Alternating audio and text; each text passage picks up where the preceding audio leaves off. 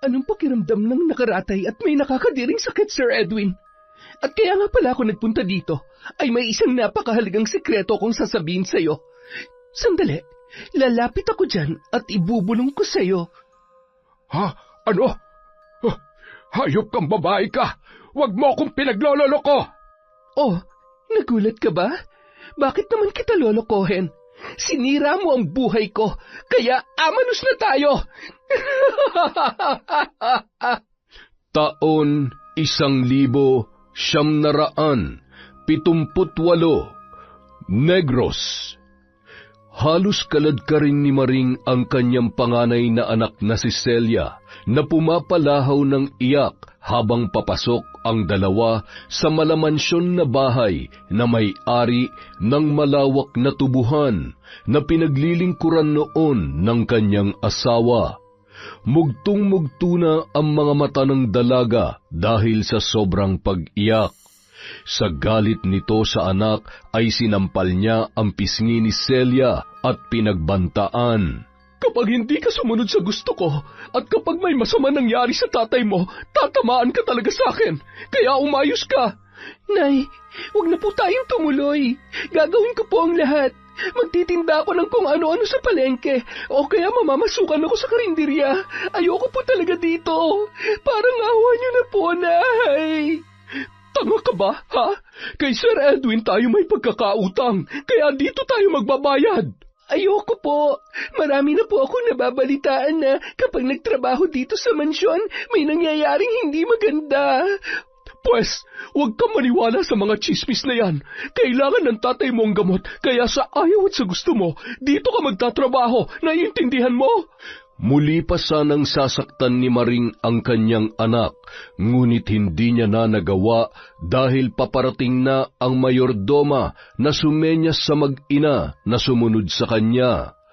Habang papasok sa malawak na bakuran, impit na mga pag-iyak na lang ang tanging nagawa ni Celia dahil palihim siyang kinukurot ni Maring upang tumigil sa pag-iyak.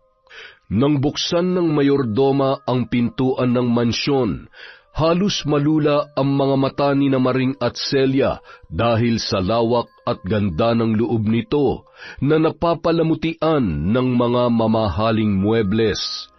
Lalong lumakas ang pagkabog ng dibdib ni Celia nang matanaw nila si Sir Edwin na hinihintay sila habang nakaupo sa sofa.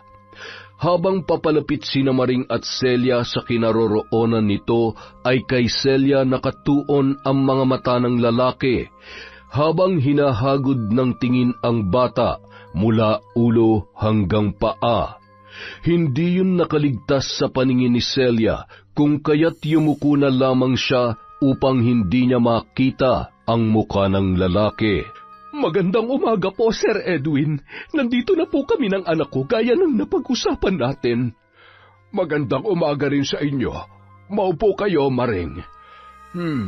Ano nga pala ang pangalan ng maganda mong anak? Siya po si Celia, Sir Edwin. Siya po ang panganay kong anak.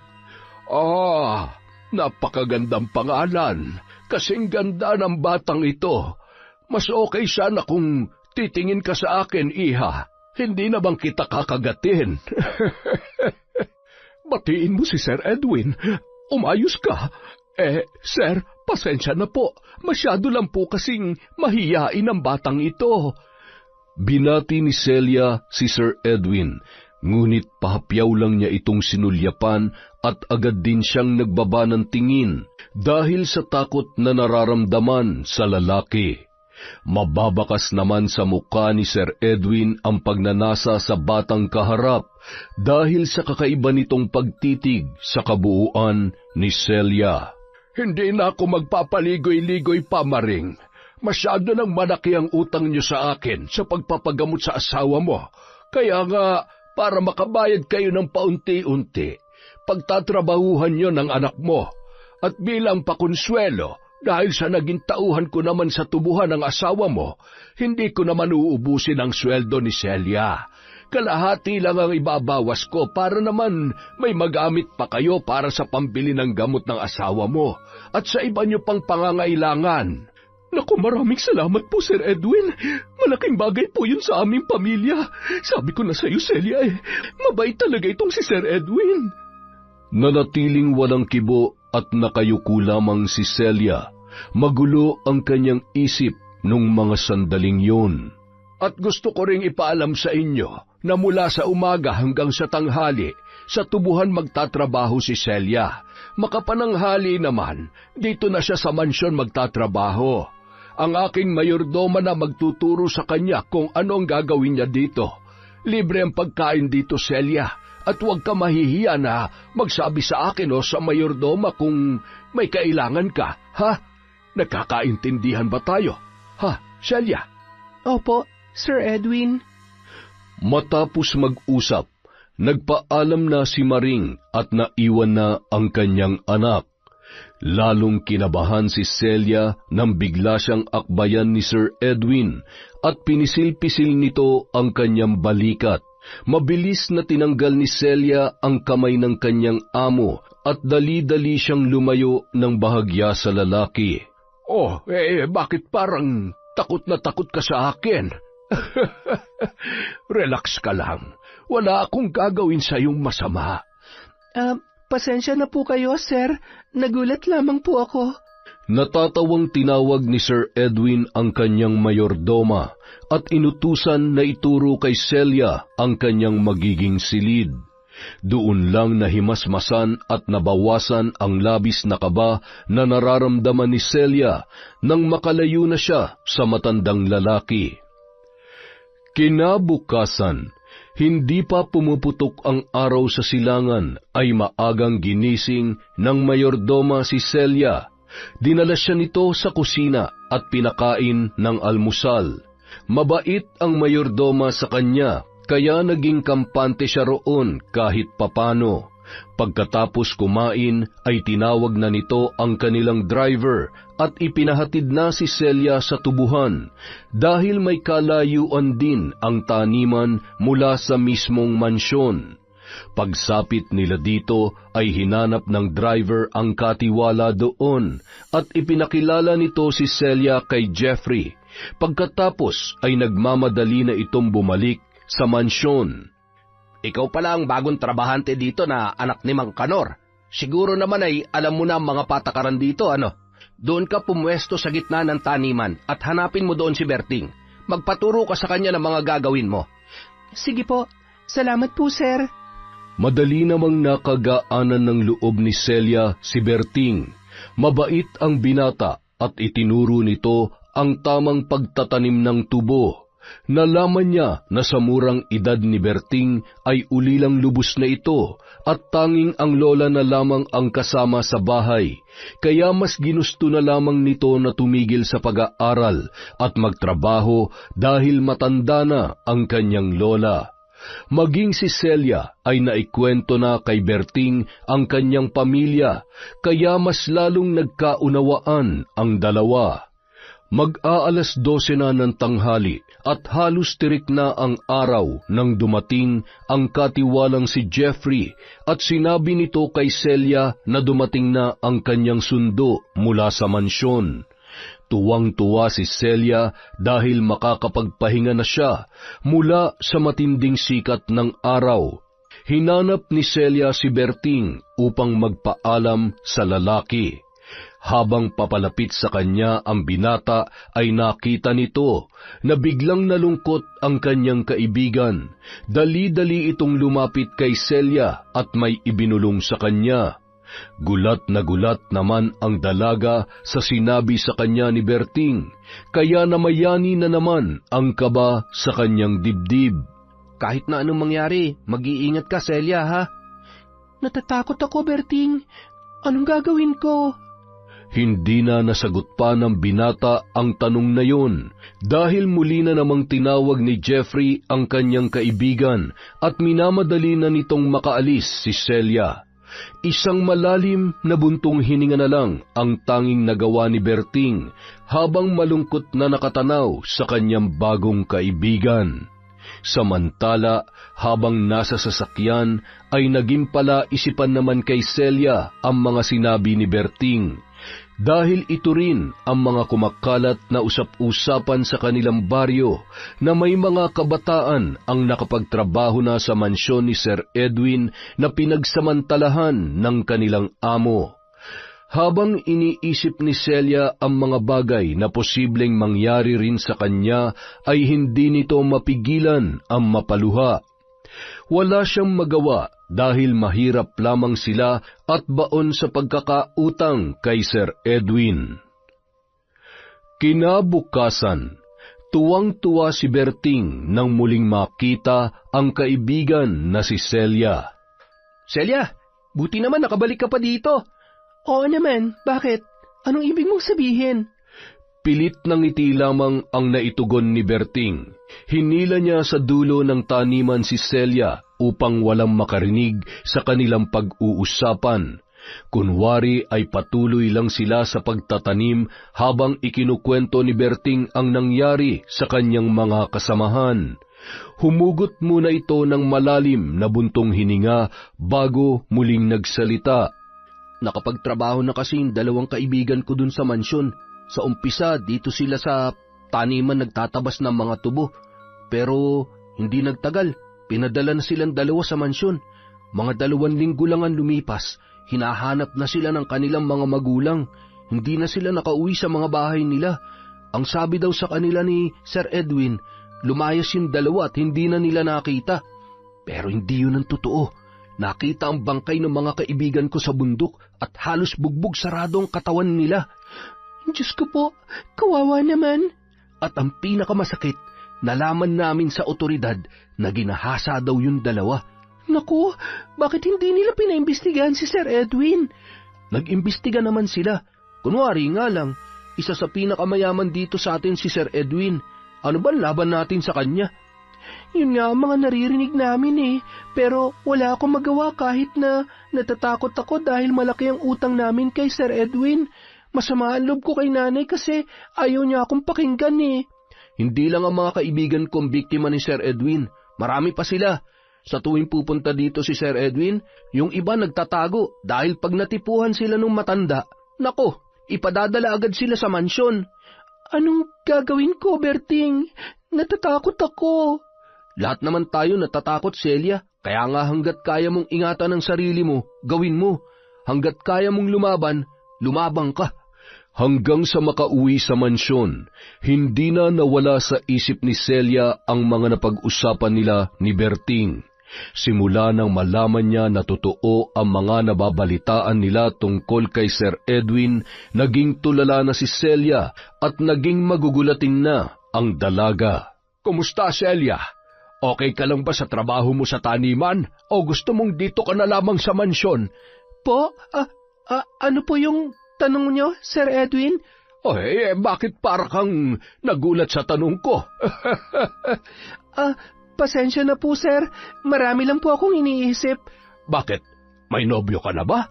Naku, sir, wala po akong nobyo. Iniisip ko po ang kalagayan ni tatay. Hindi ko na po kasi siya nakikita, ilang araw na Dahil sa narinig na wala pang nobyo si Celia, mas tumindi ang naging pagnanasa niya sa dalaga. Ang swerte ko naman. Birhin pa ang batang ito. Ano po yung sinasabi nyo, sir? Ang sabi ko, kung saan mo gusto magtrabaho, dito sa mansyon o sa taniman ng tubo? Doon na lang po sa taniman ng tubo. Wala naman po ako masyadong ginagawa dito dahil marami na po kayong mga katulong. Sayang naman po ang pinapasweldo nyo sa akin. Sige, ikaw ang masusunod. Gusto ko kasi na ang mga tauhan ko ay malayang makapagdesisyon. Mabait naman ako, iha.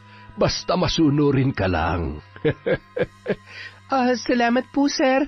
Sige po, maghuhugas po ako ng mga pinggan sa kusina. Nginitian lamang ng matanda ang dalaga nang magpaalam ito sa kanya.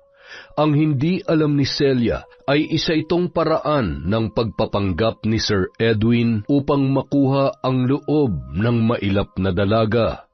Ilang linggo pa ang lumipas, nabawasan na ang pag-aalala sa isip ni Celia, lalo pat pinagbigyan ni Sir Edwin ang gusto niya, na sa tubuhan na lamang magtrabaho, pero sa mansyon pa rin siya pinauuwi ng kanyang amo. Huwag kang maniwala sa kanya, Celia. Kinukondisyon lang niyang isip mo para kunin ang tiwala mo. Baka naman kasi nagbago na siya. Wala naman siyang ginagawa sa akin eh. Sa ngayon, oo, wala pa siyang ginagawa sa'yo. Basta iton lagi mong tatandaan, mag-iingat ka sa kanya. Ang demonyo ay demonyo. Siguradong nagbabalat kayo lang yun. Ang buong akala ng dalaga ay magiging maayos na ang lahat. Ngunit isang umaga, nagulat na lamang siya dahil nakaabang na ang kanyang nanay sa pintuan ng mansyon. Biglang kinabahan si Celia dahil aligaga ang itsura noon. O Nay, ang aga niyo naman. May problema ba? Anak, isinugod namin ng tatay mo sa ospital. Inatake na naman siya. Walang-wala na kaming pera. Kailangan siya maoperahan agad sa puso. Mahigit 200,000 pisong kailangan niya, Celia. Ano po? Ang laki naman noon, Nay. Saan ko po kukunin yung ganong kalaking halaga? Sira, di mangutang ka sa amo mo. Kailangan ko pa bang sabihin yun sa'yo? Nanay naman. Hindi pa nga po ako nangangalahati sa paghuhulog ko ng utang natin. Mangungutang na naman tayo. Nakakahiya na po kay Sir Edwin. At anong gusto mo mangyari, ha? Hayaan na lang ang tatay mo dun sa ospital? Ganun ba, Celia? Hindi naman po sa ganon. Nahihiya po talaga ako mangutang kay Sir Edwin. Sa oras na may masama mangyari sa tatay mo, tandaan mo to, itatakwil kita. Yun lang ang huling sinabi ni Maring sa kanyang anak at galit na galit yung umalis. Naiwan naman na nakatulala si Celia. Hindi siya makapagdesisyon ng mga sandaling yon. Nagtatalo ang kanyang isip dahil ayaw niyang muling umutang ng pera sa kanyang amo, ngunit ayaw niya ring ipagsawalang bahala ang delikadong kalagayan ng kanyang ama. Ilang minuto pa ay mas nanaig kay Celia na mailigtas ang buhay ng kanyang tatay, kaya pumasok na siya sa loob at kinausap ang kanilang mayordoma. Nagsabi siya dito na gusto niya makausap si Sir Edwin. Oh, Celia, halika, pumasok ka dito sa loob at pakisara mo yung pintuan. Sige po, Sir Edwin. Nanlalamig at nanginginig ang kamay ng dalaga habang ipinipinid nito ang pintuan ng silid ng kanyang amo. Halos hindi siya makalakad papalapit sa mesa ni Sir Edwin, at kahit na anong pilit niyang ikampante ang sarili, ay pabilis pa rin ng pabilis ang tibok ng kanyang puso dahil sa nerbiyos. Hindi yun nakaligtas sa paningin ng matanda. Sandali nga, ayos ka lang ba, Celia? Bakit putlang-putla ka? May sakit ka ba? Wala po akong sakit, Sir Edwin. Ang tatay po kasi, isinugod po nila ngayong umaga sa ospital. Delikado daw po ang lagay niya. Sir, kailangan daw po naming magbayad ng 200,000 piso para po sa kanyang operasyon. Ganon ba? Para sa akin ay maliit na halaga lamang yon. Pero baka tumanda ka na lang sa pagtatrabaho sa tubuhan ay hindi mo pa ako nababayaran. Sir, parang awa niyo na. Kahit po mabaon ako sa utang, tulungan niyo po ako. Ayoko pong mawala si tatay. Alam mo naman ako, ang pera ay pera. Hindi naman ako basta na lang maglalabas ng pera at ibibigay sa iyo ng walang kapalit. At dahil makatao naman ako, ay tatanungin muna kita. Okay ba sa iyo yun? Sige po. Ano po yun, sir? Ibibigay ko naman kaagad sa iyo ang kailangan mong pera. Yun nga lamang ay meron akong isang kondisyon. Pagsisilbihan mo ko hanggat gusto ko. At kailangan sumunod ka sa lahat ng ipag-uutos ko sa iyo. At ito ang tandaan mo, walang dapat na makaalam sa kasunduan natin kahit na ang pamilya mo. At huwag ka magkakamali na tumakas dahil kayang-kaya kitang ipadampot sa mga pulis dahil sa laki ng pagkakautang niyo sa akin. At kung halimbawa naman na makatakas ka sa akin, ang buong pamilya mo ang sisingilin ko. Nahintakutan si Celia sa mga sinabing yon ng kanyang amo. Pakiramdam niya ay mistula na siyang alipin na magiging sunod-sunuran sa lahat ng gusto nito nang marinig niya ang kasunduan na gusto noong mangyari. Litong-lito ang kanyang isip ng mga sandaling yun at hindi niya alam kung magiging tama ba ang kanyang desisyon.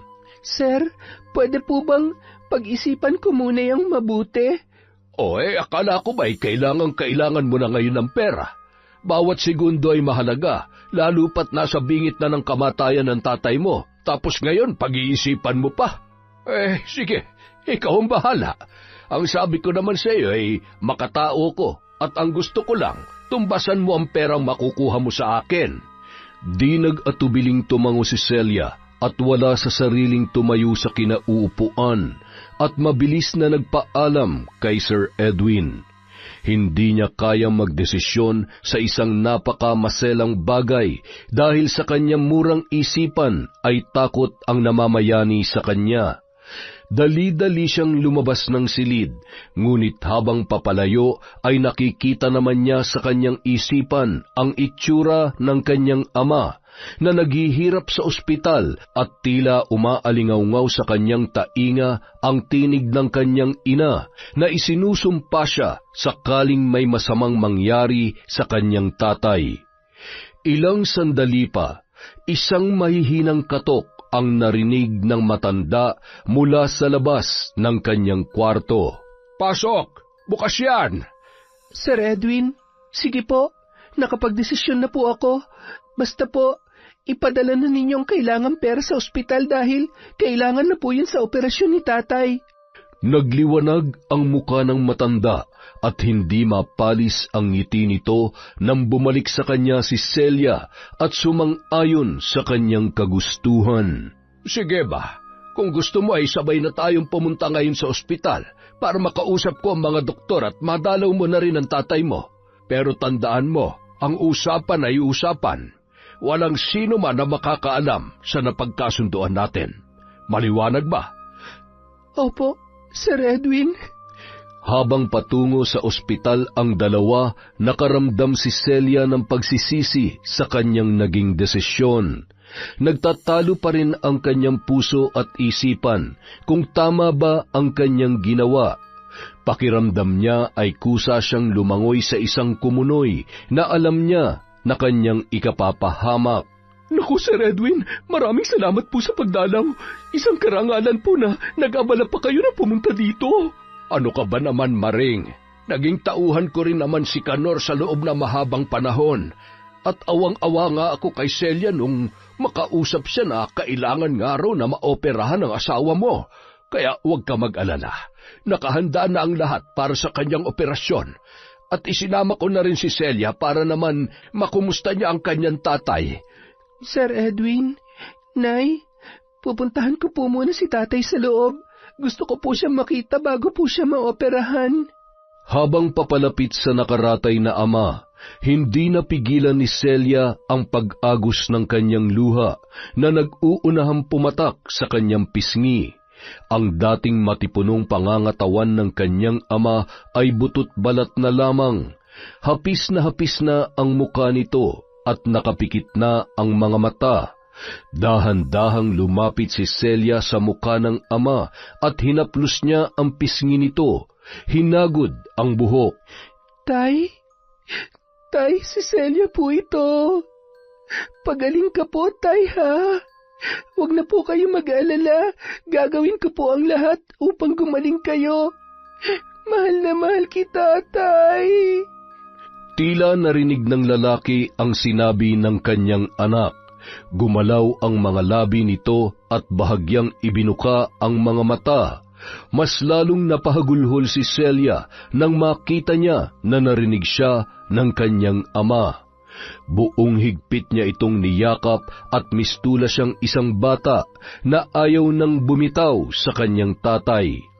Ilang minuto lang ay pinasok na sa operating room si Mang Canor, kaya nagpaalam na rin si Sir Edwin kay Maring. Aalis na rin kami ni Celia. Marami pa kasi akong aasikasuhin. Kung may kailangan ka, pumunta ka lamang sa bahay, Maring. At siya nga pala, isasama ko si Celia sa isang business trip ko sa Maynila. Mabuti na yung alam mo kung nasaan ang anak mo. Ay, opo, Sir Edwin. Kahit saan mo siya isama, okay lang po. Napakalaki ng utang na loob namin sa inyo, Sir. Nagulat naman si Celia sa kanyang narinig dahil walang sinasabi sa kanya si Sir Edwin na isasama siya nito sa kanyang pupuntahan. Bigla siyang kinabahan at gusto niyang tumutol, ngunit matalim siyang tiningnan ng kanyang amo. Habang nasa loob ng sasakyan, katahimikan ang namayani sa pagitan ng dalawa. Tahimik si Celia habang nakatingin sa labas ng sasakyan at si Sir Edwin naman ay nakatuon ang atensyon sa kanyang pagmamaneho. Mahaba ang kanilang naging biyahe at habang tumatagal ay hindi na pamilyar si Celia sa lugar na kanilang dinaraanan. Sir Edwin, parang hindi na po ito yung daan papunta sa mansyon. Saan po tayo pupunta?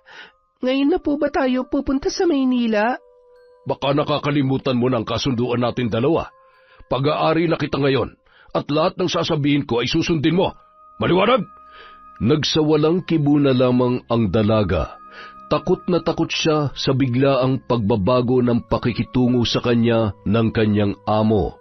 Ibang-iba na ito sa Sir Edwin na nagpapanggap na mabait sa harap ng mga tao. Noon lang naalala ni Celia ang mga sinabi sa kanya ng kaibigan niyang si Berting, kaya labis na takot ang kanyang naramdaman nung mga oras na yon.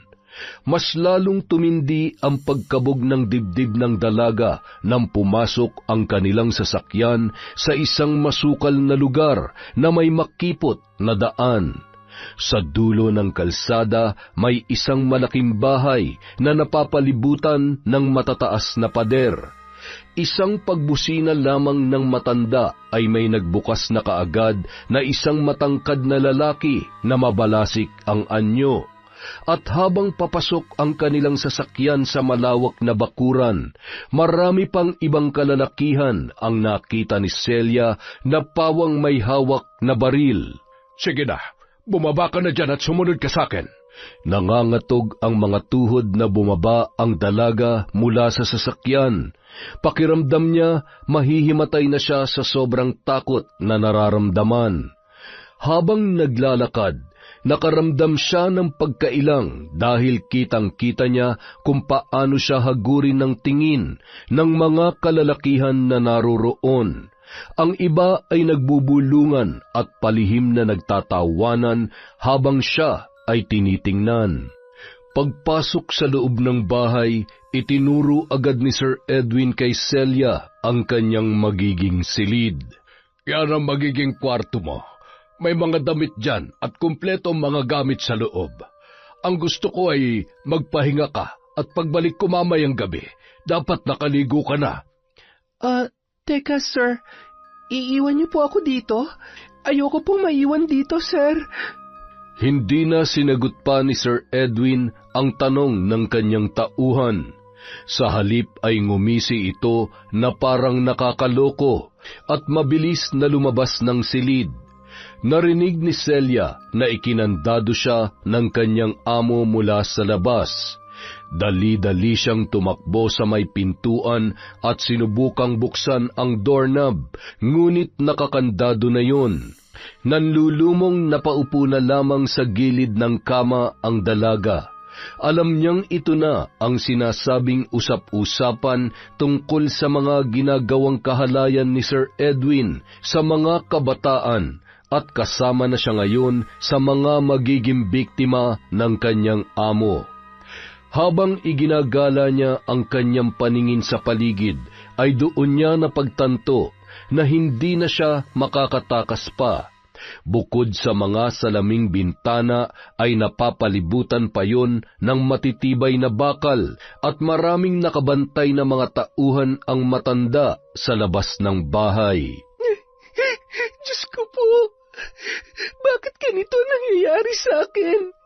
Kung bakit kasi pinanganak pa ako mahirap eh.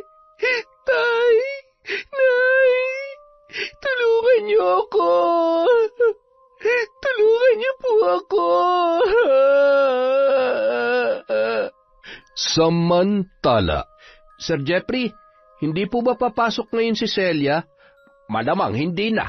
Nakita mo naman, mag-aalas 2 na ng hapon ay tinatanong mo pa. ang sungit naman ng kumag na to. Mukha naman baboy na lilitsunin, nakatakas lang sa maglilitsyon sa kanya. May sinasabi ka ba dyan? Wala po, sir. Mainit kasi, kaya siguro mainit din ang ulo ng mga tao dito. Talaga naman mag-iinit ang ulo ko sa'yo, Berting, kung hindi ka babalik sa trabaho mo. Tapos na ang break time ninyo, kaya magtrabaho ka na.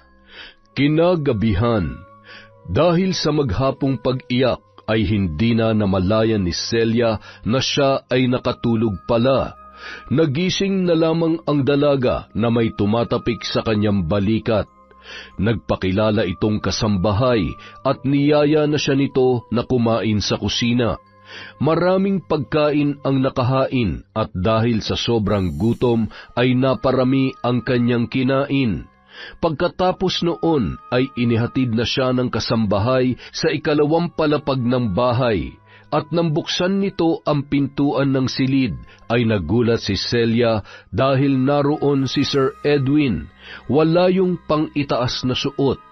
Matapos magpaalam ng kasambahay sa kanyang amo ay mabilis na itong lumabas ng kwarto.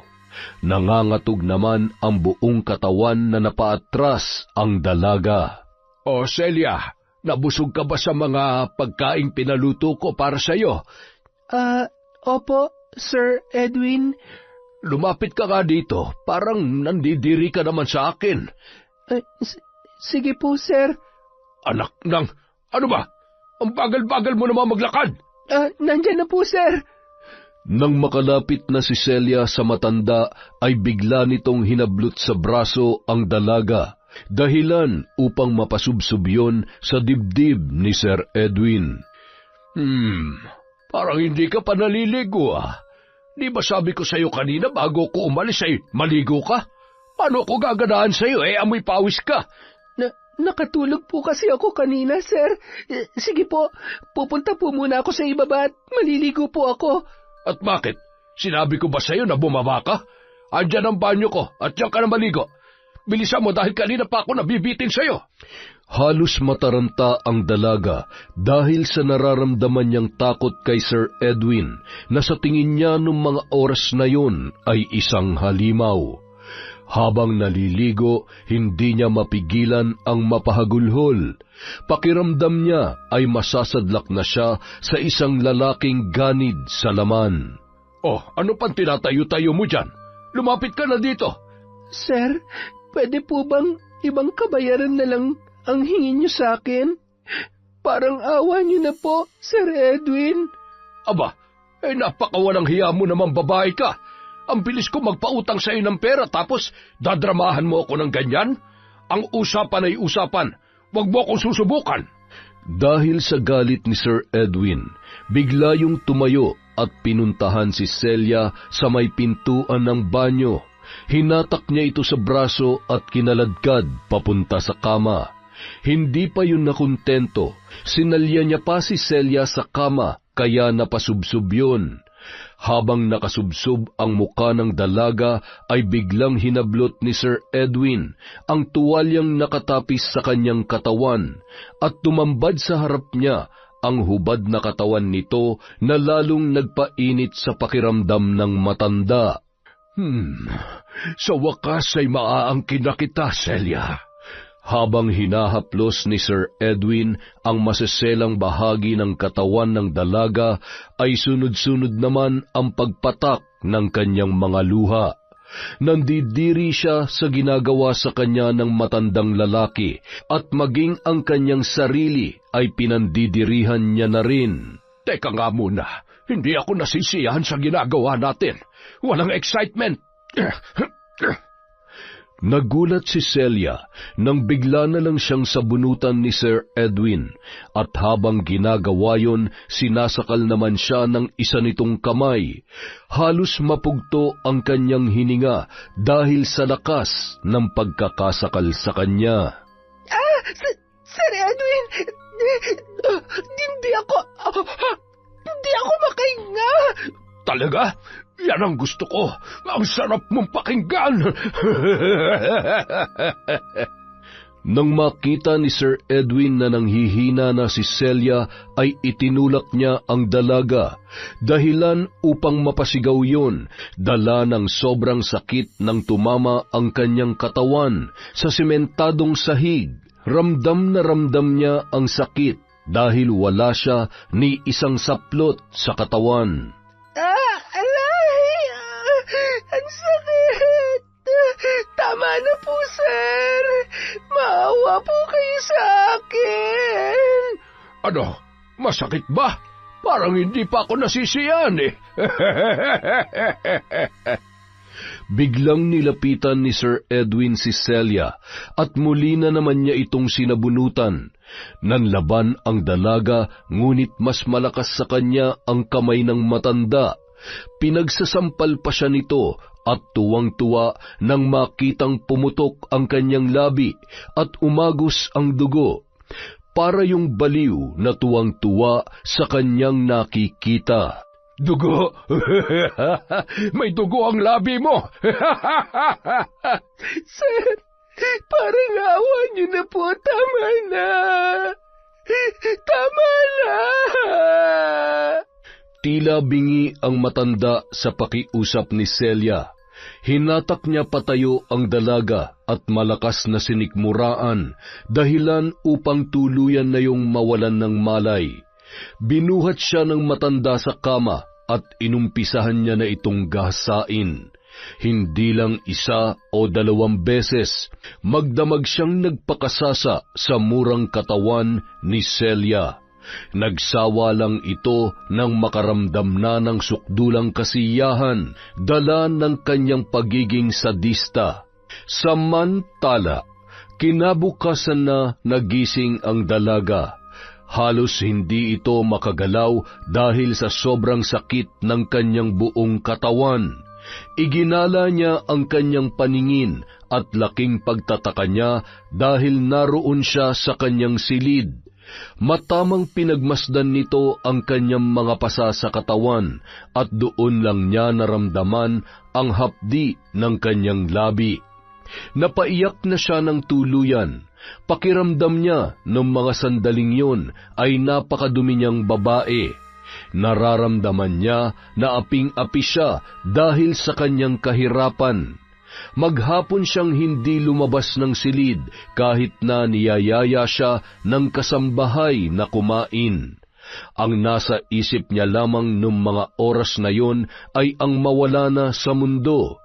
Ngunit ang hindi niya alam ay mas masahol pa ang kanyang mararanasan nang muling dumating ng gabing yon si Sir Edwin. Halika nga dito, Celia. Ang balita ko'y hindi ka raw kumain maghapon. Ano gusto mo mangyari? Sinusuway mo na ako, ha? Wala ho akong ganang kumain, sir. Masakit po ang katawan ko. Naligo ka na ba? Sir, pwede po bang hindi na muna ako maligo? Ang sakit po kasi ng katawan ko at masakit po ang mga pasa ko. Anong tingin mo sa akin? Gagalawin kita nang hindi naliligo? Maligo ka! Bilisan mo at may surpresa ako sa'yo! Napilitang maligo si Celia kahit napakasakit na mabasa ang kanyang balat dahil sa mga tinamu niyang sugat at pasa sa katawan. Kailangan niyang sumunod upang mabayaran ang malaki nilang pagkakautang. Halika dito! Ang bagal-bagal mo namang kumilos! Nang makalapit na si Celia sa gilid ng kama, inutusan nito ang dalaga na tanggalin ang tuwalyang nakatapis sa kanya. Nangingiming tinanggal ni Celia ang tuwalya at nang wala na siyang saplot sa katawan, ay inilabas na ni Sir Edwin ang isang latigo na ikinagulat ng dalaga. Ha? Sir, ano po yan? Latigo? Ngayon ka lang ba nakakita ng latigo? Napaatras si Celia nang biglang iwasiwas ng matanda ang latigo sa ere. Takot na takot siyang sumiksik sa isang sulok habang nanginginig ang buo niyang katawan. Celia, halika na rito. Huwag na matigas ang ulo. Sir, parang awa niyo na. Huwag niyo na po akong sasaktan. Susundin ko lahat ng ipapagawa niyo sa akin. Hindi po pwede sa akin ang gusto mong yan. Gusto ko makakita ng dugo. Gusto ko makita na umiiyak ka at nagmamakaawa. Baliw ka! Wala ka na sa matinong pag-iisip! Baliw! Dahil sa narinig, nagpanting ang tenga ng matanda at kinaladkad nito ang dalaga papunta sa kama. Nang matumba si Celia, ay buong lakas niya itong pinaglalatigo. Wala itong pakialam kung saang parte ng katawan tinatamaan ang dalaga. Ang mahalaga sa kanya ay ang kasiyahan na kanyang nararamdaman habang hinahagupit ang dalaga. Nakakakilabot ang mga palahaw ni Celia dahil sa sobrang sakit na kanyang nararamdaman. Nang mapagod sa kanyang ginagawang pananakit, ay bigla nitong sinuyo ang dalaga. Pasensya ka na, Celia, ha? Masakit ba? Mamaya, ipapagamot ko yung sugat mo. Hindi na lamang tumugon si Celia. Mga impit na iyak lang ang kanyang ginawa. Naramdaman na lang ng dalaga na inuumpisahan na naman siyang babuyin ni Sir Edwin. Hindi niya na nagawang tumutol. Nagmistulan na lamang siyang robot na walang emosyon. Nakatitig na lang siya sa kisame at sunod-sunod ang pagdaloy ng kanyang luha habang hinahalay ng matandang lalaki. Hindi lang ang sakit sa pisikal na katawan ang nararamdaman ni Celia. Maging ang kanyang kaluluwa ay malalim ang sugat na iniinda. Kinabukasan. Sir Jeffrey, ilang araw na po na hindi pumapasok si Celia. Wala po ba kayong balita sa kanya? Nako, wag mo nang hanapin yon. Baka natipuhan na ni Sir. Ganun? Bakit parang walang magawa ang batas? Bakit hanggang ngayon natatakasan niya ang batas? Psst!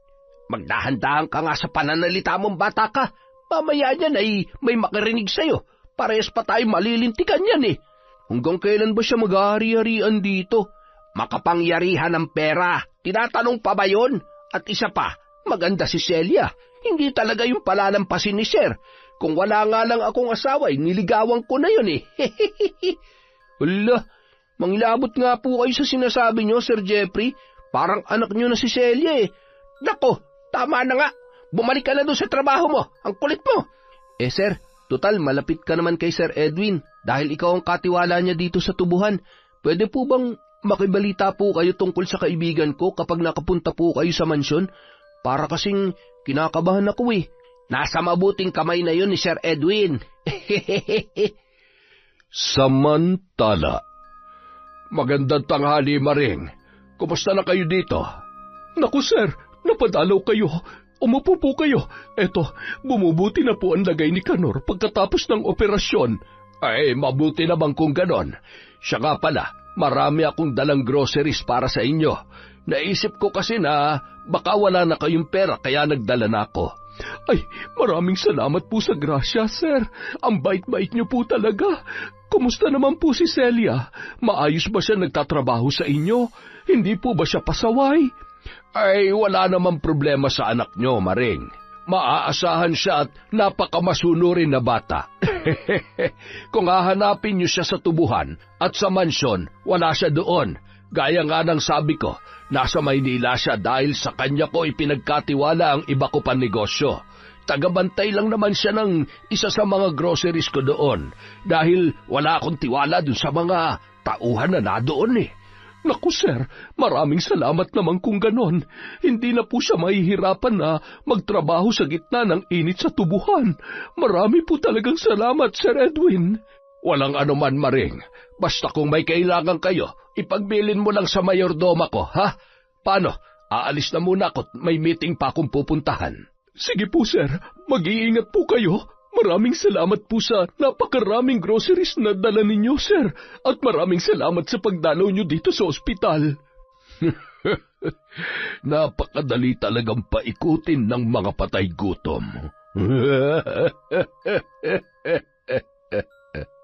Habang papadilim na, nag-uumpisa na namang makaramdam ng takot si Celia. Alam niya na napaparating na si Sir Edwin. Muli na naman siyang sasaktan nito at pagsasawaan ang kanyang katawan.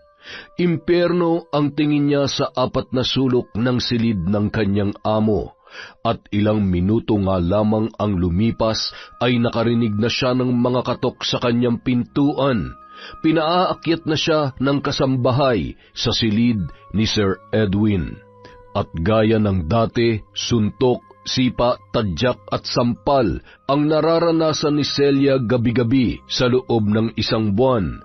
At isang araw ay dumating na sa sukdulan ang paghihirap ng dalaga. Dahil sa matitinding bugbog ay bumigay na ang kanyang katawan. Hindi na yon nagising at humina na maging ang tibok ng kanyang puso. Agad na ipinatawag ni Sir Edwin ang kanyang mga tauhan. Mga bata, dating gawi ha? Siguruhin nyo na patay na yan at walang ebidensya. Kilala nyo ako, kapag pumalpak kayo, magtago na kayong lahat. Mabilis namang tumalima ang kanyang mga tauhan. Isinakay nila ang katawan ni Celia sa isang truck na lalagyan ng mga tubo at tinakpan yon ng mga dayami upang hindi mapansin. Dinala nila ang katawan ng babae sa loob mismo ng tubuhan, sa pinakadulong bahagi na nakatiwangwang pa ang lupa. Hindi na yon sinita ng mga security guard dahil alam nila na mga tauhan din yon ni Sir Edwin. Naging maingat na ang matanda upang walang makitang ebidensya, kaya sa mismong lupain niya na ipinalilibing ang kanyang mga nagiging biktima. Ngunit kung walang apoy ay walang usok. Ang hindi nila alam, may mga matang palihim na nakamasid sa kanilang ginagawa. Mga tauhan to ni Sir Edwin sa kabila Anong ginagawa nila dito sa dulo ng tubuhan? At bakit hindi sila nagpaalam sa akin, samantalang ako ang namamahala dito? Lalabas na sana si Jeffrey mula sa talahiban na kanyang pinagkukublihan. Sisitahin niya sana ang mga yun, ngunit napaatras siya nang makita ang 3 sa mga tauhan ng kanyang amo na naghuhukay ng lupa. At nang masiguro nila na malalim na ang hukay, ibinaba nila ang katawan ng isang babae mula sa truck. Gulat na gulat si Jeffrey nang ihagis nila yon sa hukay at dinig na dinig niya ang malakas na tawanan ng mga kalalakihan bago nila yon tinakpan. Nang ilabot ang lalaki at nanghihinang napaupo sa lupa, hindi niya akalain na ang mga nagiging biktima ni Sir Edwin ay dun mismo sa tubuhan inililibing. Napakasama mo talaga, Sir Edwin. Bukod sa panggagahasa ay pinapatay mo rin pala ang mga biktima mo. Hindi na muna lumabas sa kanyang pinagtataguan ang lalaki. Siniguro niya na nakalayo na ang mga tauhan ni Sir Edwin bago niya pinuntahan ang lugar kung saan inilibing ang bangkay.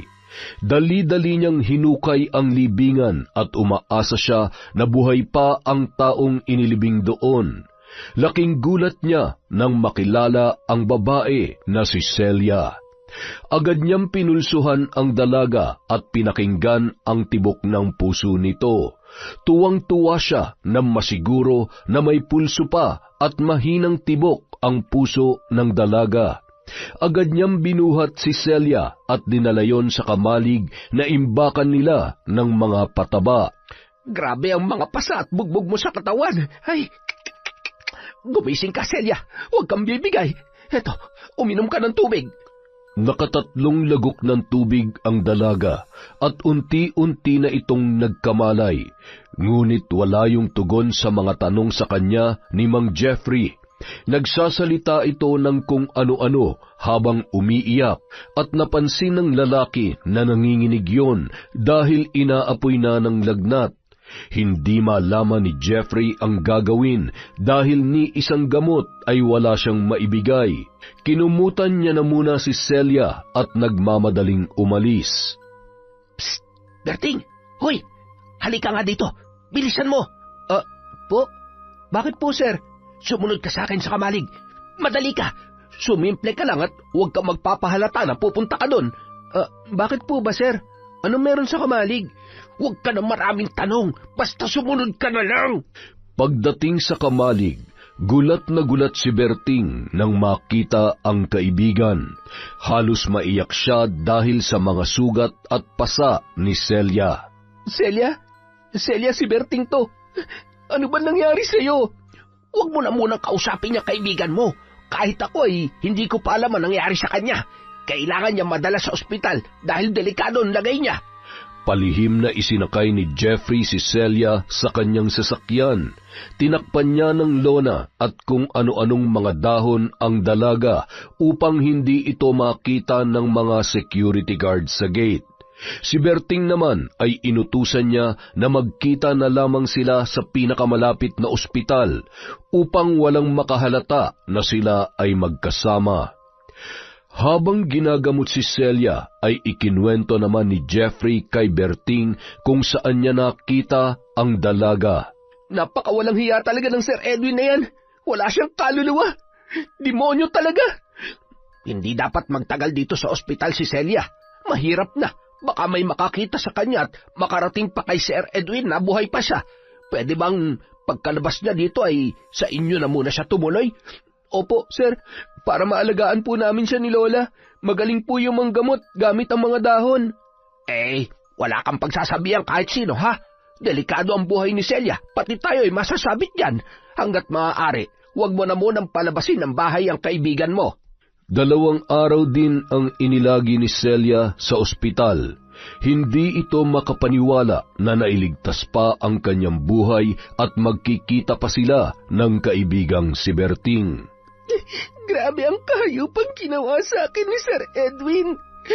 Wala akong magawa dahil ikinulong niya ako at gabi-gabing sinasaktan. Marami siyang tauhan kaya hindi ko magawang makatakas. Oo nga swerte mo pa rin dahil nakita ka ni Sir Jeffrey habang binabaon na sa lupa. Demonyo talaga yung lalaking yun. Buhay ka pa nga, inililibing ka na, masahol pa siya sa hayop. Pagbabayaran niyang lahat ng ginawa niya sa akin. Hindi ko siya mapapatawad. Gusto mo ba ipaalam ko sa nanay mo nangyari sa'yo? Wag! Hindi nila dapat malaman na buhay ako. Kapag nalaman ng nanay ko, siguradong ipapahamak niya na naman ako. Wala siyang pakialam sa akin. Ang mahalaga sa kanya, pera lang. Kung sa bagay, mabuti na yung si Sir Edwin ang mamroblema kung paano niya ipapaliwanag sa pamilya mo kung nasaan ka na. Oh, gising ka na pala, Celia. Kumain na muna kayo ng almusal ni Berting at pagkatapos ay gagamutin ko yung mga sugat mo sa katawan. Maraming salamat po, Lola Ikay. Hindi ko na po alam ang gagawin ko kung wala kayo ni Berting. Nako, wag mong intindihin yon. Ang mahalaga ay ligtas ka na. Eto, Celia, tikman mo tong pakbet na luto ni Lola. Masarap yan. Oo nga, mukhang masarap. Sige, akin na.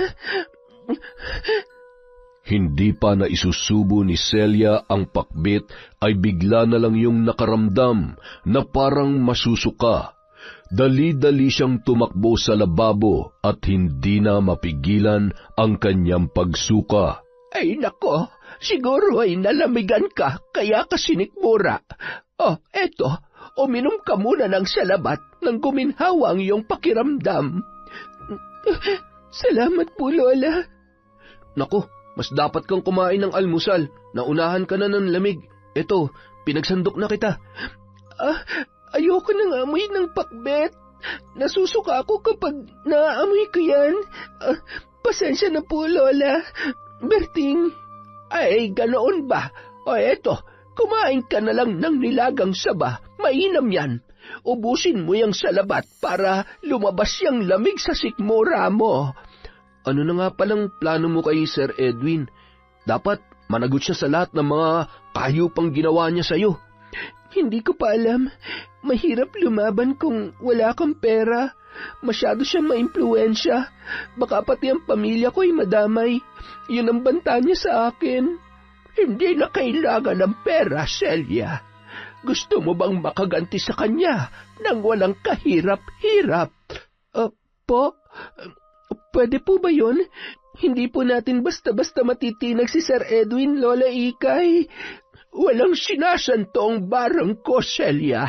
Kung impyerno ang naranasan mo sa kanya, ay dobleng impyerno ang matitikman niya. Wala, Lola Ikay, marunong ka pala mambarang. Nakakatakot naman po kayo.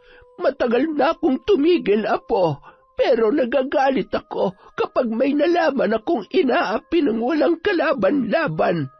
Paniguradong tatablan siya dahil masahol pa siya sa demonyo. Biglang naging interesado si Celia sa sinabi ng matanda. Gustong-gusto na niyang makaganti sa lahat ng ginawang pambababoy sa kanya ni Sir Edwin, kaya agad siyang nagdesisyon. Kailan niyo po umpisahan, Lola Ikay? Pero ang gusto ko po, matagal siya magdusa para maramdaman niya ang sakit. Huwag niyo muna siyang papatayin. Ang gusto ko ay pahirapan siya ng matagal. Pwede po ba yon? Kung yan ang gusto mo, mararamdaman niya na wala pa nga siya sa impyerno ay para na siyang nasusunog sa init. At kapag nangyari yon, matitigil na rin ang kanyang pambibiktima ng mga inosenteng kabataan. Naku, Lola, hindi po ba masama yung ganun? Masama na kung sama-sama, Apo. Pero yun lang ang tanging paraan na magagawa natin dahil hindi patas ang batas. Ang batas dito ay ang Sir Edwin na yan, kaya paano natin malalabanan ang mga kaapihang dinanas, hindi lamang ni Celia, maging ang mga kaibigan mo na naging biktima ng taong yon, hindi ba? Sabagay po, Lola, kung wala tayong gagawin, marami pa mabibiktima manyakis na yun. Samantala, kumusta naman dito, Jeffrey? Wala bang problema sa tubuhan? Ay, magandang hapon po, Sir Edwin. Wala naman pong problema dito. Mabuti naman po, nakadalaw po kayo. Naparito ako dahil naghahanap ako ng panibagong kasambahay sa mansyon. May mairirekomenda ka ba sa akin? Ay, nasaan po si Celia? Hindi po ba nasa mansyon siya? Oo nga pala. Hindi ko nasabi sa iyo na nasa Maynila ngayon si Celia. Siyang namamahala sa isa sa mga grocery store ko kaya kailangan kong kumuha ng kapalit niya dito. Gusto ko yung bata pa dahil kung matanda na matigas na ang ulo niyan. Halos magpanting ang tenga ni Jeffrey nang marinig ang mga kasinungalingang pinagsasasabi sa kanya ni Sir Edwin. Hayop ka talagang matanda ka. Napakasinungaling mong mamamatay tao ka. May sinasabi ka ba, Jeffrey? Ay, wala po, sir. Nag-iisip lang ako kung sino bang mairekomenda ko sa inyo. Bihira na lang po ang mga batang pumapasok dito sa tubuhan dahil po sa mga bali-balitang nawawalang mga trabahante dito sa atin. Hanggang ngayon ba hindi pa mamatay-matay ang chismis na yan? Wala naman silang pruweba na tayo may kasalanan sa kanilang pagkawala. Ay, ganun po talaga, sir.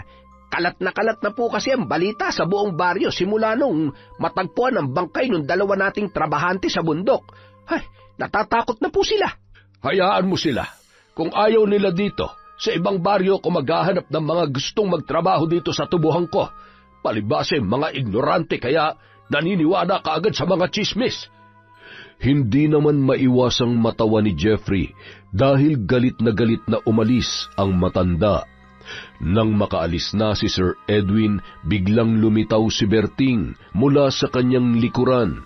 Ibinalita nito ang kalagayan ni Celia. Kinabukasan, maagang nagising si Celia dahil nagsusuka na naman ang dalaga. Nagising na rin si Lola Ikay nang marinig niyang sumusuka si Celia. Nagsalang kaagad ang matanda ng mainit na tubig at ipinainom yon sa kanya. Lola Ikay, nahihilo po ako. Ang mabuti pa siguro ay magpa-check up ka na. Hindi natin alam, baka nagkaroon ka ng komplikasyon dahil sa pananakit sa'yo. Gusto ko na nga po sanang magpa-check up. Ang problema lang po ay baka po may makakita sa akin at makarating pa sa hayop na yun na buhay ako. Magsuot ka ng salamin o kaya ay magbandana ka para lamang matakpan ang mukha mo.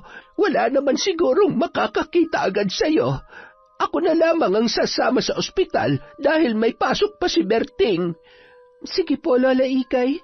Maraming salamat po. Matapos makapananghalian, nagpunta na sina Celia at Lola Ikay sa pampublikong ospital. Ilang oras din ang hinintay ng dalawa bago nila malaman ang resulta ng madalas na pagkahilo at pagsusuka ni Celia. Lola, lumabas na po ang resulta. Buntis ako. Buntis ako at dinadala ko ang anak ng hayop na yun, Lola. Ha? Sige na. Umuwi na tayo at doon natin ito pag-usapan sa bahay. Baka may makakita pa sa iyo dito. Pagdating sa bahay, nag-hysterical na ang dalaga dala ng sobrang galit. Ayoko mabuhay ang batang ito, Lola Ikay. Anak to ng demonyo. Ay, teka muna, Celia. Ano ka ba naman bata ka? Maghunos dili ka. Walang kasalanan ang batang yan. Malaki ang kasalanan ng batang ito na nasa sinapupunan ko. Kaya wala siyang karapatan na mabuhay. Makakaganti ka naman sa lalaking yon. Babaragin ko siya, hindi ba? Kaya wag mo nang idamay ang batang yan. Bakit? Ano nangyari, Celia? Bakit nagkakagulo kayo? Bakit ka umiiyak? Buntis ako, Berting. Nabuntis ako ng matandang manyakis na yon. Diyos ko, anong gagawin mo ngayon? Ano pa nga ba? Gusto niyang ipalaglag ang bata. Uy, hala, Celia, wag, masama yun. Malaking kasalanan sa Diyos yan. Bakit, Berting? Yung kahayupang ginawa sa akin ng demonyong yon, hindi ba yung kasalanan sa Diyos, ha? Yan nga rin ang sinabi ko sa kanya kanina, Berting. Walang kasalanan ng batang yan. Hindi niya ginusto yan na mangyari. Huwag ka muna magpadalos-dalos, Celia. Pag-isipan mo mabuti ang gagawin mo. Kung alam niyo lang ang naranasan kong paghihirap sa kamay ng lalaking yon, isusumpa mo talaga siya. At ngayon, bubuhayin ko ang dugo ng kahayupan niya. Wala akong nararamdamang awa sa batang ito. Hindi na nakakibupa ang maglola. Nauunawaan nila ang nararamdaman ng dalaga. Sa nakita nilang itsura nito na bugbog sarado at ilang beses na hinalay, ay mahirap nga na magpatawad para sa kanya. Ilang araw na ang lumipas, hindi kumikibo si Celia. Madalas ay natutulog lang siya maghapon at minsan lamang kumain. Labis na ang pag-aalala ni Lola Ikay sa dalaga. Celia, baka kung mapano ka niyan, kumain ka naman kahit kaunti. Pasensya na po kayo, Lola Ikay. Wala po akong ganang kumain. Kailan mo nga pala balak na umpisahan natin ang pambabarang kay Sir Edwin? Huwag na po muna ngayon, Lola. May mas maganda akong plano para masaktan siya ng sobra. Napabuntong hininga na lamang ang matanda. Hindi niya kayang saklawan ang mga iniisip ni Celia dahil alam niyang malalim ang sugat nito na matagal pa bago maghilom. Ilang buwan pa ang lumipas, lumalaki na ang tiyan ng dalaga. Lihim naman na natutuwa sina Berting at Lola Ikay dahil hindi itinuloy ni Celia ang plano nito na ipalaglag ang kanyang anak. At nang sumapit ang kabuwanan ni Celia ay aligaga ang maglola, lalo pa at isang napakagandang anak na babae ang isinilang niya. Naku, Celia, eto ng baby mo, ang cute-cute na bata. Mana sa'yo, ang ganda-ganda niya rin. Ni hindi man lamang nilingon ni Celia ang kanyang anak, kaya hinayaan na muna ni Berting na mapag-isa ang kanyang kaibigan. Samantala, Papasukin niyo ako. Gusto ko makausap si Sir Edwin. Ilang araw na akong pabalik-balik dito sa inyo. Palagi niyo na lamang sinasabi na wala siya. Walang kamalay-malay si Maring na nasa likuran niya na pala ang kanyang hinahanap.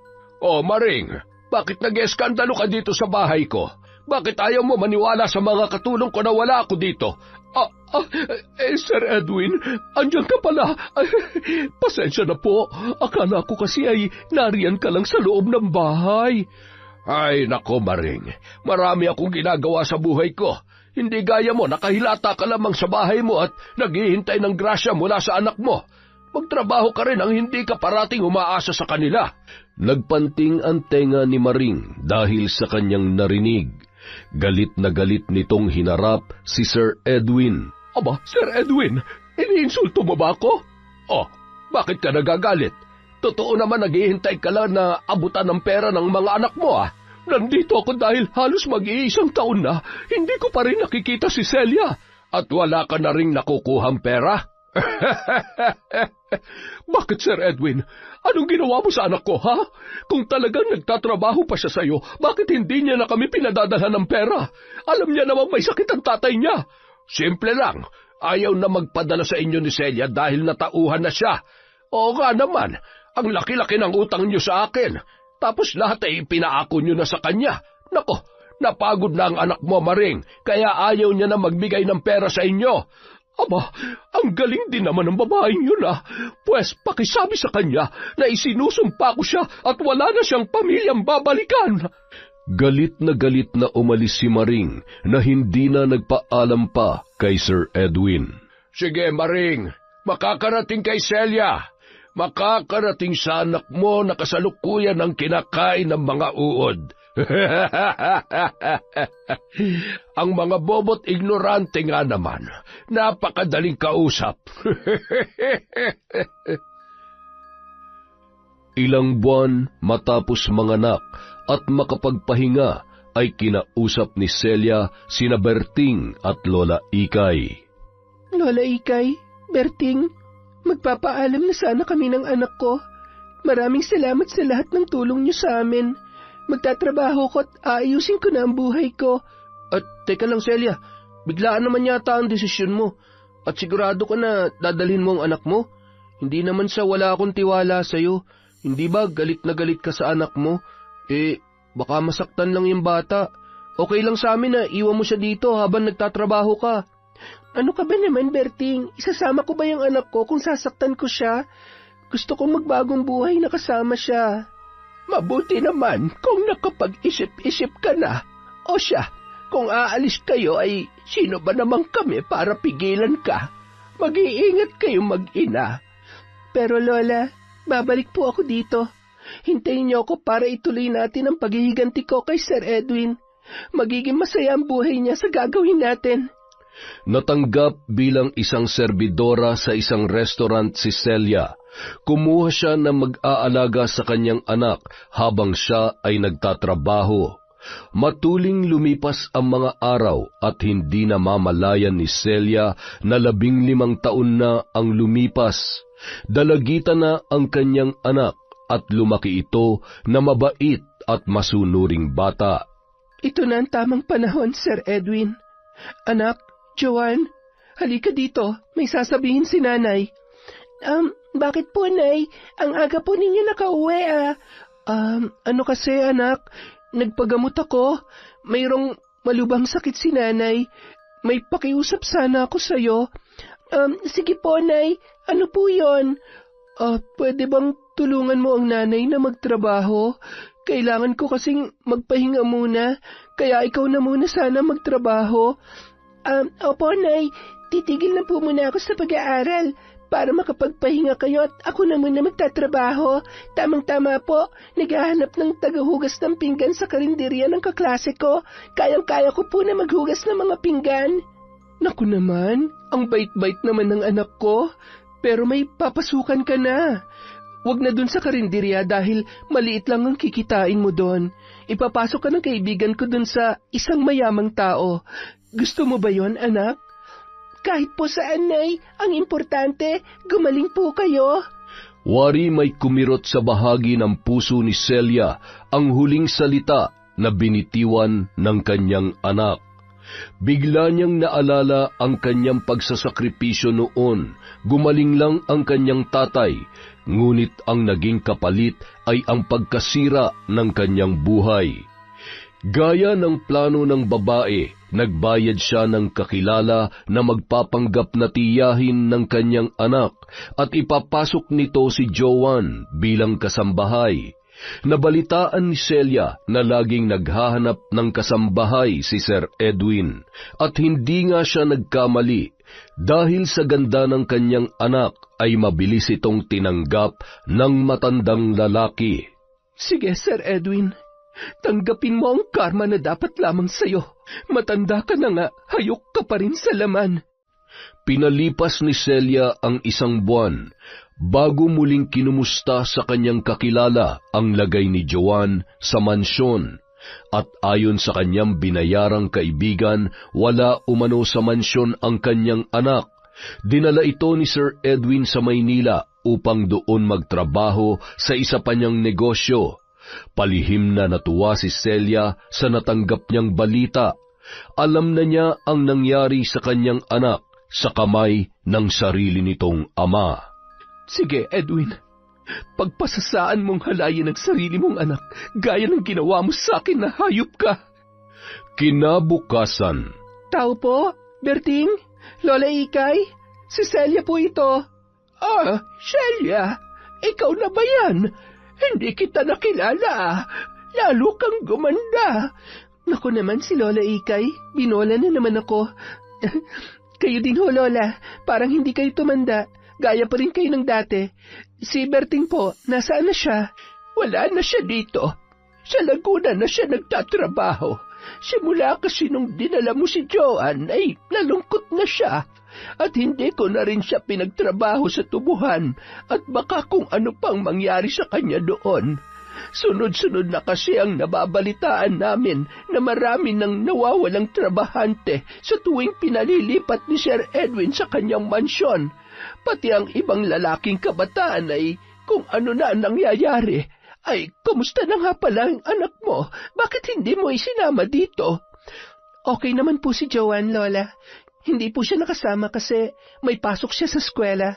Talagang malala ng pagkademonyo ni Sir Edwin, kahit na matanda na. Eto nga pala, may pasalubong ako sa inyo. Kumain po kayo, masarap po ang buko pie na yan. Nako, salamat. Alam na alam mo talaga ang paborito ko. Siya nga po pala, Lola. Gusto ko na pong umpisahan natin yung pambabarang kay Sir Edwin para matapos na ang mga kahayupan niya. Marami na siyang pinarwisyong tao. Makalipas ang ilang araw. Joan, halika dito. Bilisan mo. Sir, bakit po? Hindi ba sabi ko sa'yo'y maligo ka? Dapat kapag dumating ako, mabango ka na. Sir, maawa na po kayo sa akin. Pauwiin niyo na po ako sa nanay ko. At bakit naman kita pauuwiin ay napakasariwa mo pa? Ano, para isumbong ako sa mga pulis, ha? At gaya ng dati, walang nangyari sa pakiusap ni Joan. Naranasan niya rin ang mga naranasan ni Celia at ng iba pang mga biktima ni Sir Edwin na pahihirapan muna bago niya yon halayin.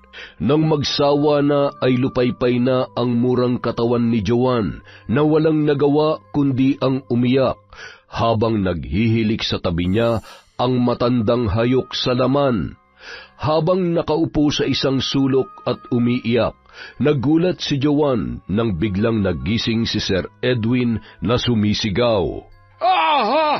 Aray nga! Ang init! Bakit ganito? Para ako napapaso!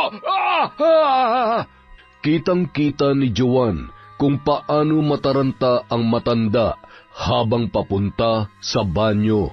Narinig niya ang lagaslas ng tubig sa loob at ang sunod-sunod na pagbubuhos nito sa katawan habang sumisigaw. Kahit naligo na ay hindi pa rin mawala ang init na nararamdaman ni Sir Edwin na parang pumapaso sa kanyang kalamnan, ngunit wala naman siyang makitang sugat o kung anumang pamamantal sa kanyang buong katawan. Nang hindi niya na makayanan ng init, ipinatawag niya na kay Joan ang kanyang mga tauhan at nagpadala na siya sa ospital. Araw-araw, sa tuwing sasapit ang 6:00 ng gabi at 3:00 ng madaling araw, parating ganoon ang nangyayari kay Sir Edwin. Kahit na ilublob niya ang kanyang katawan sa tubig, hindi nawawala ang init na kanyang nararamdaman. Maging ang mga inireseta sa kanya ng doktor ay baliwala lamang. Samantala, Gusto mo bang dagdagan ko na ang mga baon na gagamitin ko para mas lalong mainitan ng lalaking yon? Ano po bang mangyayari kapag dinagdagan niyo ang mga baon na gagamitin kasama ang inyong orasyon? Sa ngayon ay 5 baon lang ang ginagamit ko sa kanya. Umiinit lang ang kanyang pakiramdam pero sobrang sakit na yon sa kanyang mga kalamnan. Kung gagawin kong 10 ang bao na pababagahin ko sa magdamag, ay magpuputukan na ang kanyang balat at magnananana ang kanyang sugat at magiging mabaho na ang amoy nito. Dahil bukod sa 10 bao, mas matinding orasyon ang gagamitin ko sa kanya. Sige po, Lola. Gusto ko yan. Kulang pa yan sa mga kahiyupang ginawa niya sa amin. Mga 1 buwan mo pong pahirapan ng lalaking yon. Bakit hindi mo pa siya tuluyan? 13 nagbabagang bao lang ay mawawala na ang lalaking yon sa mundo. Huwag muna, Lola. Mas masarap tingnan na naghihirap siya dahil sa sobrang sakit. At sigurado, hindi na siya makakatikim ng mga pagkain gustong-gusto niya dahil nakaratay na lang siya sa higaan. Sige, ikaw ang bahala, Celia. Kinabukasan, ganoon nga ang nangyari kay Sir Edwin. Pagsapit ng 6:00 ng gabi ay nagsisisigaw na naman ito. Mas matinding init ang kanyang nararamdaman, kaya natataranta na naman itong nagpunta sa banyo at naligo. Ilang minuto lang ang lumipas ay mas lalo pa yung nagsisigaw. Bakit ganito nangyayari sa balat ko? Kusang bumubuka at nagdudugo. Ang init! Kitang-kita ni Joan ang nangyayari sa matandang lalaki, kaya lihim itong natutuwa dahil hindi na siya masasaktan at mahalay pa ng matanda. Dahil sa nangyaring pagsusugat ng kanyang balat, napilitang magpa-confine sa ospital si Sir Edwin. Ngunit gaya ng dati ay hindi siya gumaling. Mas lalo pang lumala ang kanyang kalagayan. Hindi kayang gamutin ng anumang gamot at mamahaling pamahid ang mga sugat sa katawan niya at patuloy itong bumabaho at nagnanaknak. Isang araw, nagulat na lamang si Sir Edwin na magkaroon siya ng isang surpresang bisita sa ospital. Para siyang nakakita ng multo. Celia, hindi. Patay ka na, hindi ba? Bakit ka na dito? Ako ang iyong sundo.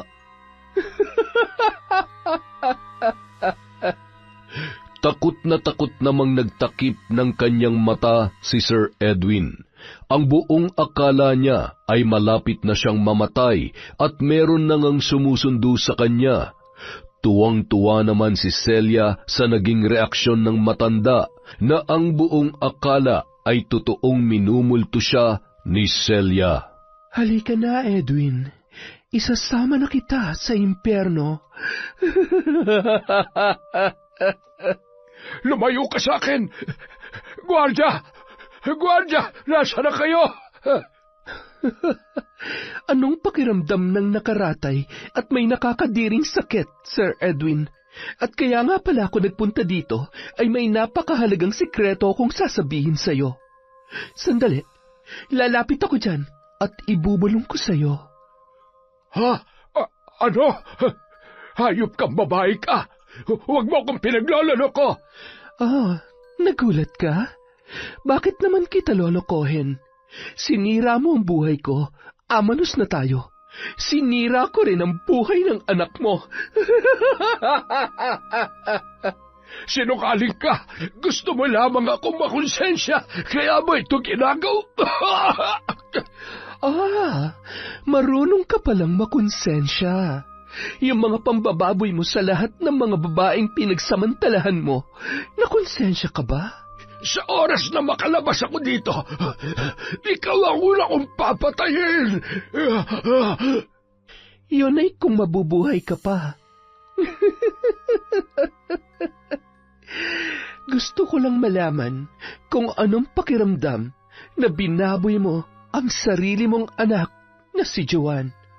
Tila mauupos ng kandila si Edwin nang malaman niyang anak nila ni Celia ang kanyang pinahirapan at hinalay ng paulit-ulit. Para siyang mababaliw nung mga sandaling yon. Pagkagaling sa ospital ay dumaan si Celia sa kanilang bahay upang makita ang kanyang mga magulang at mga kapatid. Nay, kumusta po? Celia, ang kapal din naman ang mukha mo magpakita sa amin. Itinakwil na kita, kaya huwag ka na magpapakita pa rito. Grabe ka, Nay. Kung makatakwil ka sa akin, hindi mo man lang inalam kung anong impyernong naranasan ko sa mga kamay ni Sir Edwin. Hinanap mo ba ako at inalam kung ano nangyari sa akin? Hindi, diba? Kasi puro pera na lang ang nasa utak nyo. Paulit-ulit akong sinaktan at ginahasa ni Sir Edwin. Hindi na napigilan pa ni Celia ang sama ng loob na kanyang nararamdaman, kaya umalis na lang yon nang walang paalam. Naiwan namang nakatulala si Maring sa sinabing yon ng kanyang anak. Nagpasya si Celia na puntahan muli si Lola Ikay at sinabi nitong pwede na niyang wakasan ang buhay ni Sir Edwin. May iniwan itong address sa matanda at inihabilin nito ang anak na si Joanne na kunin nila doon ang bata dahil may mahalaga raw siya na pupuntahan. Kinagabihan, sa silid ni Celia, hawak-hawak niya ang isang bote ng gamot at maya-maya pa ay nilagok niyang lahat ang laman noon. Ilang sandali pa, nakaramdam na siya ng pagkahilo at bumula ang kanyang bibig. Nagdilim ang buong paligid bago dahan-dahang pumikit ang kanyang mga mata. Yon! Ang sad naman. Sorry guys. Ayoko ng sad story pero yan talaga yung realidad ng buhay natin. Hindi laging masaya, meron din lungkot. Pero babangon tayo at magsha-shoutout ulit. Simulan po natin kay Nympha Morales. Hi po kay Riza Kamat, kay Zalhi Cruz. Hello po kay Rachel Ignacio, kay Eloisa Visco, kay Lorena Gulayaw. Hello po kay Leia Lomentigar, Joanna Ibanez, May Ann Infante, Jessa Mozo, Nika Negra from Chabi Lomentigar. Hello din po kay Colleen Parcon, Syra Castro at Celeste Ramos. Shout out po sa Gawaran Reyes at sa Black Vibora Tattoo from Madrid, Spain. Makapagpadagdag kaya ng tattoo dito. Pag umuwi po kayo ng Pilipinas, pakitatuan po ako. Joke lang po yan. Maymegs! Hi! Hello din po kay Jessie, kay Sayan, kay Andrea, kay Aljes, kay Jason at Bunso Jefferson. Junjun Margo at Zaiden from Jessica Sobremonte. Hello po kay Melve Cervera. Hi po kay Joshua Compas, kay Roslyn Jimenez, kay Elizabeth Dungka. Hi kay Joshua Espedida at Mark Angelo Espedida from Jerilyn Byron. Hi kay Ryzen, Cassandra, Stephanie from Mama Vanji Sambile. Hello din po kay Rina Amelin. Shout out kay Rhea Buwan from Camotes Island, Cebu. Hi po kay Alma Naong, kay Shan Ann Reblinka, kay Marisa Gante, Galedo family from Babes. Hi Babes. Hi din po kay Joy Frias Vargas, kay Lent TV2, kay Amy Viray, kay Jade Guevara, kay Shiren Samantha Maynar. Hi kay Raquel Hasegawa, kay Marisa Villanueva. Hello din po kay Emma Dumato, Castillo family of Davao de Oro from Ma'am Janet Castillo. Hello kay Angel Baby, Maria Reg Picache, kay Arlene Torquiza, kay Grace Kagsawa na nasa Jeddah. Ingat po kayo dyan, Mama. From Boss Federico Gana. Hello po kay F. George Cheo Despi. Hi kay Ramil Fariolin. Kay Kai Zeni. Hello din po kay Josephine Marcaida. Hi kay Janet Cisneros. Kay Maria Grace Grefaldia. Kay Resel Galope. Hi kay Cleo Abalos. Kay Claire Macanas from Cavite. At kay Mercy Aninyon. Sa mga hindi po natin na shoutout, marami pa po tayong video. Maraming salamat po mula sa Kwentong Enteng.